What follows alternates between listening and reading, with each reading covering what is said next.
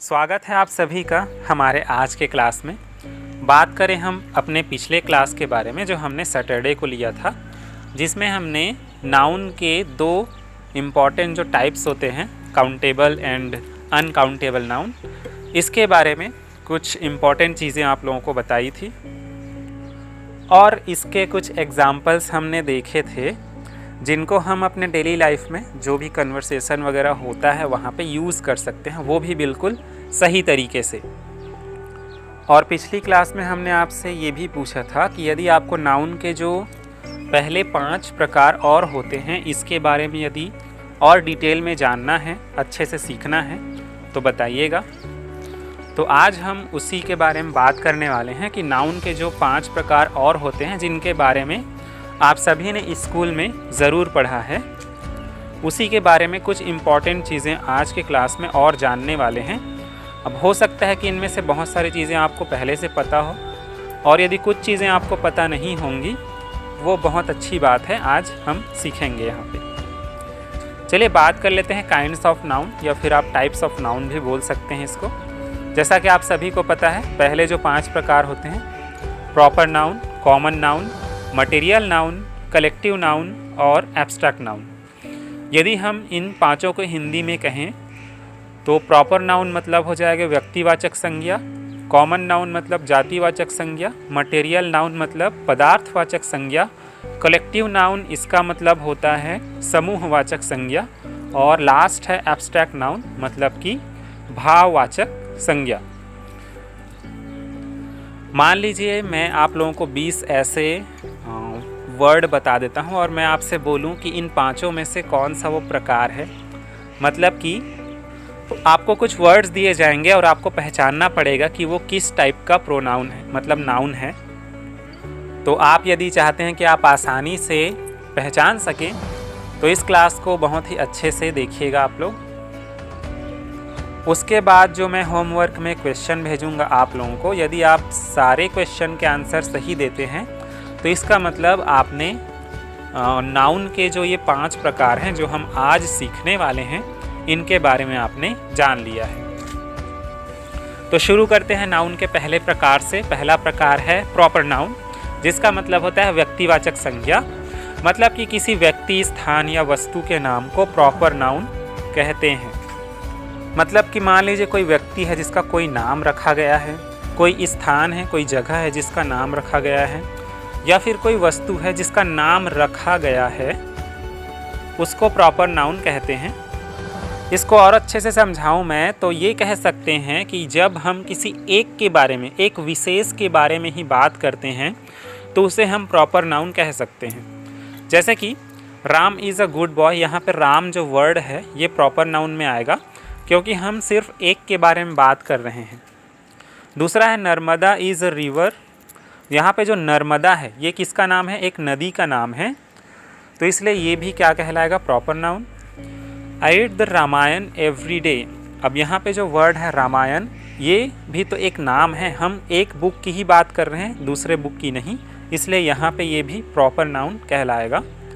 The Taj Mahal is very beautiful, यहाँ पे जो ताजमहल वर्ड है ये भी प्रॉपर नाउन है क्योंकि ताजमहल केवल एक है और हम उसी एक के बारे में बात कर रहे हैं। तो जब भी किसी एक की ही बात हो, एक विशेष की बात हो, तो वहाँ पे प्रॉपर नाउन कहलाता है।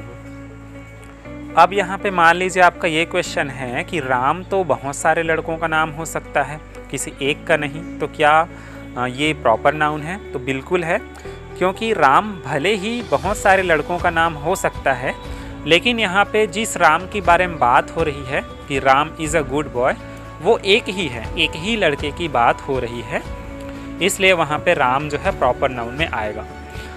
एक और चीज़ है जो याद रखना है आप लोगों को, प्रॉपर नाउन का पहला अक्षर हमेशा कैपिटल में लिखा हुआ होना चाहिए या लिखना चाहिए, चाहे वो सेंटेंस में कहीं भी हो।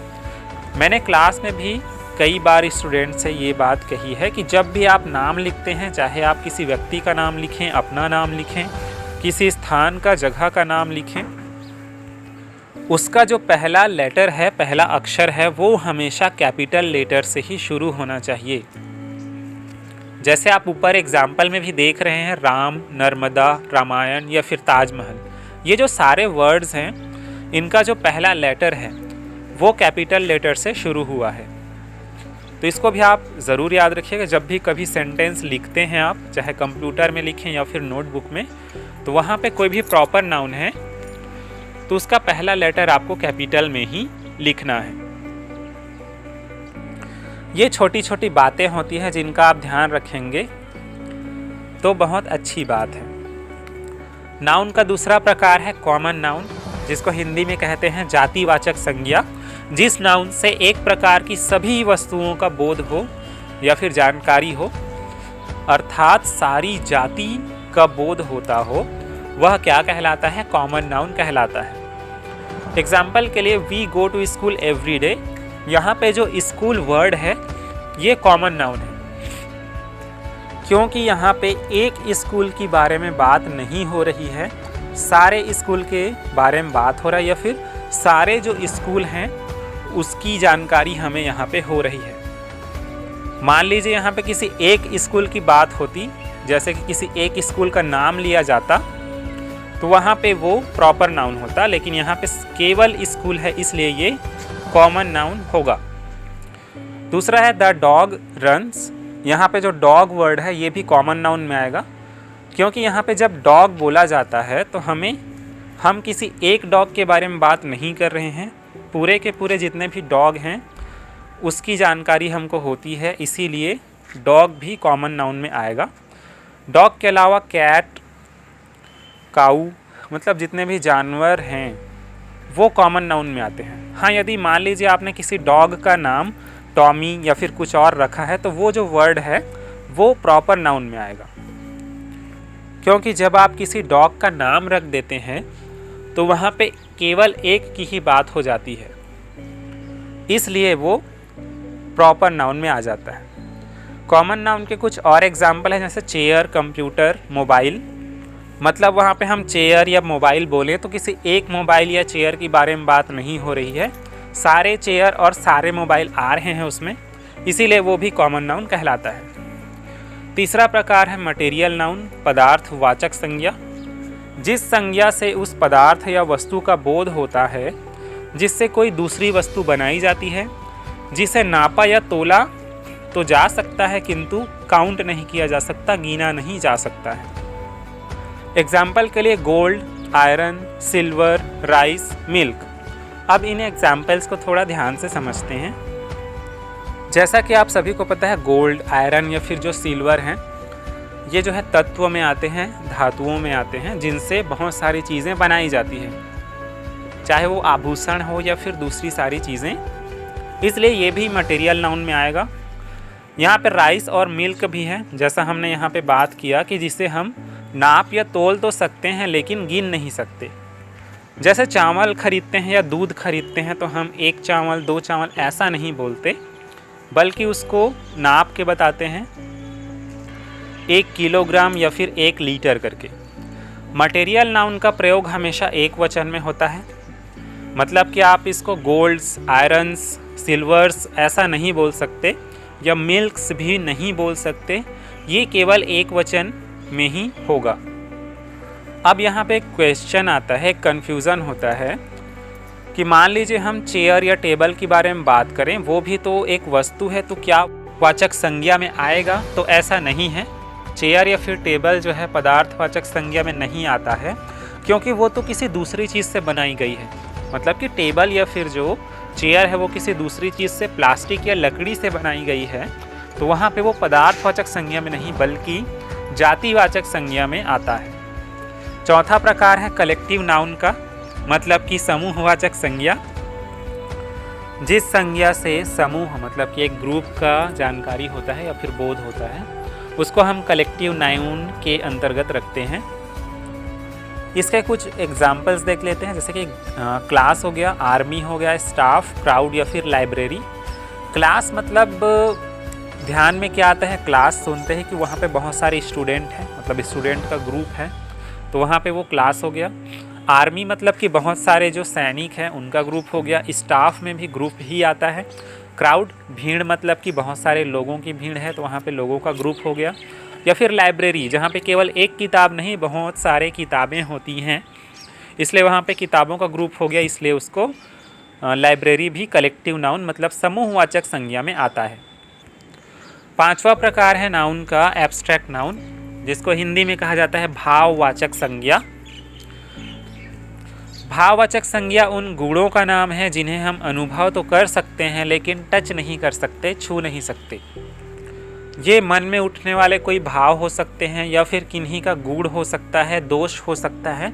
ये सारी चीज़ें जो है एब्स्ट्रैक्ट नाउन मतलब कि भाववाचक संज्ञा के अंतर्गत आता है। वैसे जो हमने अभी कलेक्टिव नाउन बताया समूहवाचक संज्ञा, अब उसको भी हम टच नहीं कर सकते। जैसे क्लास को टच कर सकते हैं क्या? नहीं। क्राउड, लोगों को टच कर सकते हैं लेकिन भीड़, ये क्या होता है? इसको टच नहीं कर सकते, लेकिन उसमें क्या है, ग्रुप की बात हो रही है, इसलिए वो कलेक्टिव नाउन के अंतर्गत आता है। एब्स्ट्रैक्ट नाउन भाववाचक संज्ञा के कुछ एग्जाम्पल है, जैसे ट्रूथ हो गया, ऑनेस्टी, हाइट या फिर पेमेंट। अब ये जो सारे वर्ड्स हैं ये तो ना ही ग्रुप में आ रहे हैं और ना ही दूसरे नाउन्स में, मतलब कि ये क्या है, किसी का गुण हो सकता है या फिर मन में उठने वाले भाव हो सकते हैं, इसीलिए इन्हें एब्स्ट्रैक्ट नाउन मतलब भाववाचक संज्ञा के अंतर्गत रखा गया है। जितने भी भाववाचक संज्ञाएं हैं ये सभी अनकाउंटेबल नाउन में भी आता है, मतलब इनको हम काउंट नहीं कर सकते, गिन नहीं सकते हैं। ट्रूथ मतलब हो गया सत्य, ऑनेस्टी, ईमानदारी, ये सारी जितने भी चीज़ें हैं ये सभी एब्स्ट्रैक्ट नाउन भाववाचक संज्ञा में आता है। चलिए अब क्लास के अंत में यदि आप लोगों को कुछ डाउट्स वगैरह होंगे तो ज़रूर पूछ लीजिएगा, ग्रुप में भी पूछ सकते हैं आप लोग, या फिर क्वेश्चन होंगे वो भी आप कर सकते हैं, हम उनके आंसर आप लोगों को ज़रूर देंगे। ठीक है, आज के क्लास में शामिल होने के लिए आप सभी का धन्यवाद। मिलते हैं अगले क्लास में, तब तक इसको अच्छे से सीखिएगा, प्रैक्टिस करिएगा।